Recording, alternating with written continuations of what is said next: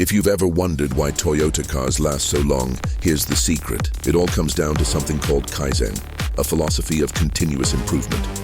Toyota doesn't just build cars, they refine every single detail, from the engine to the smallest components, making sure each part is as reliable as possible. That's why you'll find Toyota engines still running smoothly, even after hundreds of thousands of kilometers. But durability isn't just about great engineering, it's about testing.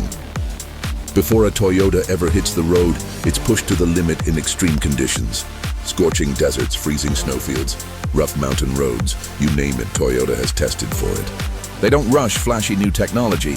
Instead, they focus on what works, ensuring their systems are built to last.